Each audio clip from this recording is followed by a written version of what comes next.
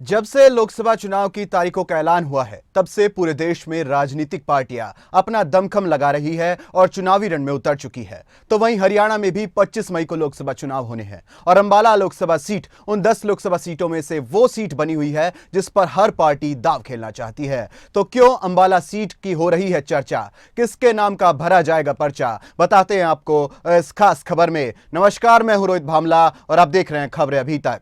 Ambala Lok Sabha seat पर कांग्रेस और BJP दोनों का ही दबदबा रहा है। पिछले 17 लोकसभा चुनाव में से 9 में कांग्रेस ने जीत हासिल की है, जबकि 5 में बीजेपी परचम लहराया है। पिछले लोकसभा चुनाव में बीजेपी ने दिवंगत रतनलाल कटारिया को चुनाव में उतारा था, जिन्होंने कांग्रेस की कुमारी शैलजा को हराया था। यहां से वहीं अगर बात करें अंबाला लोकसभा सीट की, तो भाजपा के लिए यह बहुत महत्वपूर्ण है। इस बार भी पार्टी यहां से जीत की हैट्रिक लगाना चाहती है। 2 बार सांसद रहे दिवंगत रतनलाल कटारिया के बाद अब यह जिम्मेदारी उनकी पत्नी बंतो कटारिया के कंधे पर है। यह इसलिए भी है जरूरी क्योंकि कांग्रेस का गढ़ माने जाने वाली अंबाला लोकसभा सीट पर भाजपा की वापसी रतनलाल कटारिया और मोदी लहर के कारण ही संभव हो सकी।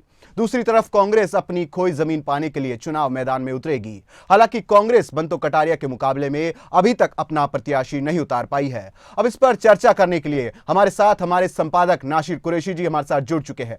नासिर जी, अंबाला लोकसभा सीट काफी अहम मानी जाती रही है सभी पार्टियों के लिए। एक तरफ बीजेपी हैट्रिक लगाना चाहती है, तो वहीं कांग्रेस इस सीट पर वापस आना और अपना दबदबा जो है वो बनाना चाहती है। कैसे देखते हैं आप?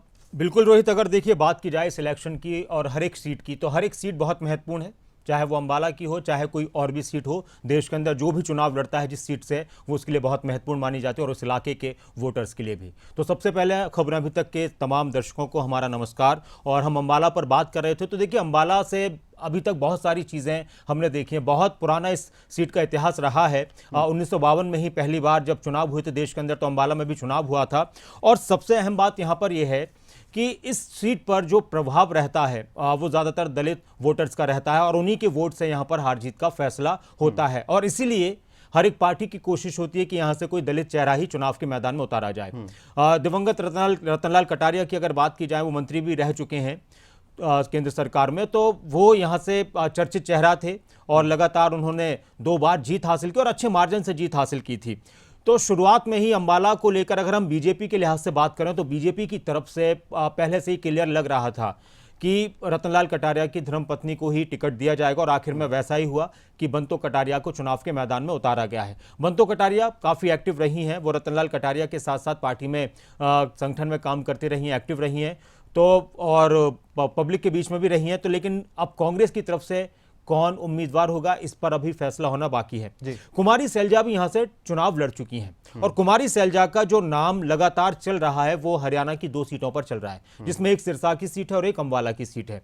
अगर कुमारी शैलजा अंबाला की सीट से चुनाव लड़ती हैं, तो यहां से पूरी टक्कर वो बीजेपी के प्रत्याशी को देने वाली हैं। इनके अलावा एक नाम कांग्रेस की तरफ से प्रदीप नरवाल का, अगर कुमारी शैलजा नहीं आती है मैदान में, कुमारी शैलजा को टिकट अगर दिया जाता है सिरसा से, तो फिर वरुण चौधरी जो मुलाना से विधायक हैं, उनके नाम पर भी चर्चा चल रही है और एक चर्चा चल रही है प्रदीप नरवाल के नाम पर, तो उनको भी टिकट दिया जा सकता है। बाकी कुछ और भी नाम है, लेकिन फिर कांग्रेस के लिए इस सीट पर कोई बड़ा और मजबूत चेहरा कुमारी शैलजा के अलावा ढूंढना थोड़ा सा मुश्किल हो जाएगा। तो फिर जो भी चेहरा होगा, तो फिर बीजेपी के लिए थोड़ी सी वहां पर आसानियां हो जाएंगी। हाँ, कुमारी शैलजा के मैदान में आने से इस सीट पर मुकाबला तगड़ा देखा जा सकता है। एक और बात है, इस सीट पर अगर हम बात करें तो 17 बार लोकसभा चुनाव हुए हैं और दोनों ही पार्टियों का इस पर दबदबा रहा है। 17 बार की अगर हम बात करते हैं लोकसभा चुनाव की, तो 9 बार कांग्रेस ने जीत हासिल की इस सीट पर, 5 बार बीजेपी ने परचम लहराया और इसके अलावा यहां पर बीएसपी का प्रत्याशी भी एक बार जीत हासिल कर चुका है 1998 में।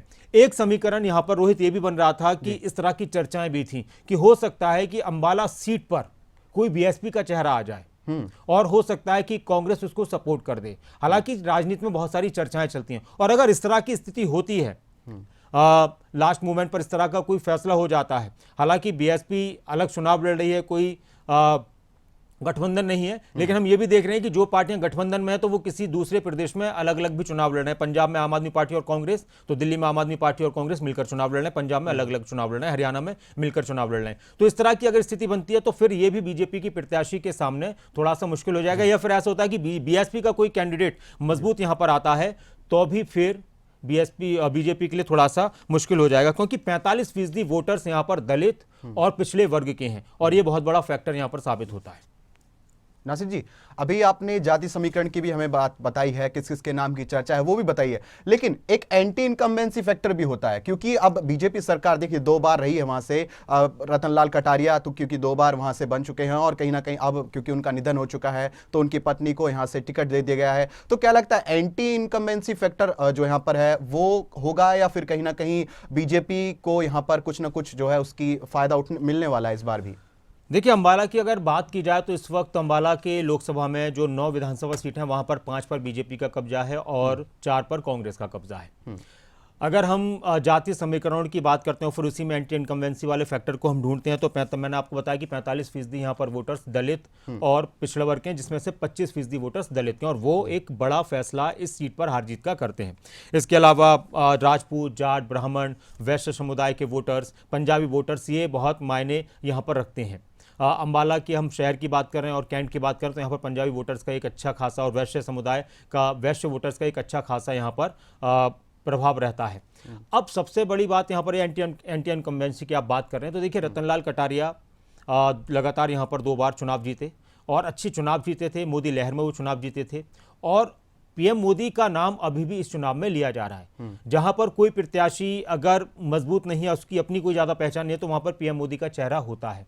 तो वो एंटी इनकम्बेंसी वाला फैक्टर अंबाला सीट पर तय तब करेगा जब कांग्रेस का कोई ऐसा प्रत्याशी आता है जो बीजेपी के प्रत्याशी को टक्कर देता है। शहरी वोटर्स की बात की जाए, इस लगातार के इस इतिहास की बात की जाए सीट पर, तो वो ज़्यादा प्रभावशाली इस वक्त नज़र नहीं आ रहा है। जिस तरह के मुद्दे लगातार उठते रहे हैं तो बंटो कटारिया के लिए ये अच्छा, दूसरी बात सहानुभूति वोट भी मिल सकता है उनको। हाँ। एंटी इनकम्बेंसी के साथ उनके पति का देहांत हुआ है, रतनलाल कटारिया यहाँ से सांसद रहे हैं, काफ़ी मिलनसार व्यक्ति थे वो, तो इस लिहाज से ऐसा भी हो सकता है कि जो सहानुभूति वाला वोट भी उनको मिल जाए। जी चलिए, बहुत बहुत शुक्रिया नासिर जी तमाम जानकारी हमारे साथ साझा करने के लिए। अब हम आपको अंबाला लोकसभा सीट के इतिहास के बारे में बताएं तो इस सीट पर अंबाला, पंचकुला और यमुनानगर की 9 विधानसभा क्षेत्र हैं।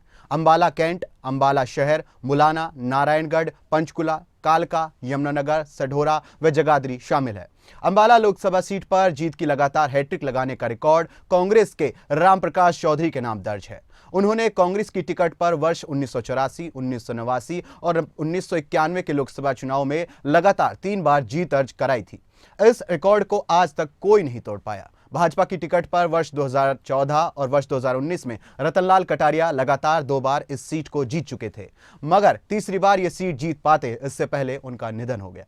वे अंबाला सीट पर कुल 3 बार सांसद चुने गए। लगातार सीट जीतने वालों में रामप्रकाश चौधरी के 3 बार के अलावा चुन्नी लाल, सूरजभान, कुमारी शैलजा और रतनलाल कटारिया ही है जिन्होंने लगातार 2 बार अंबाला लोकसभा क्षेत्र से जीत हासिल की है। अब इस सीट पर पार्टियों की जो है किस किस के नाम को लेकर चर्चा चलती है, किस किस का नाम सामने आता है, वो तो आने वाले देखने को मिलेगा आने वाले दिनों में, लेकिन 4 जून को यह साफ हो जाएगा कि कौन जीता अंबाला का रण। फिलहाल इस रिपोर्ट में इतना ही। ऐसी तमाम खबरों के लिए आप देखते रहिए खबरें अभी तक।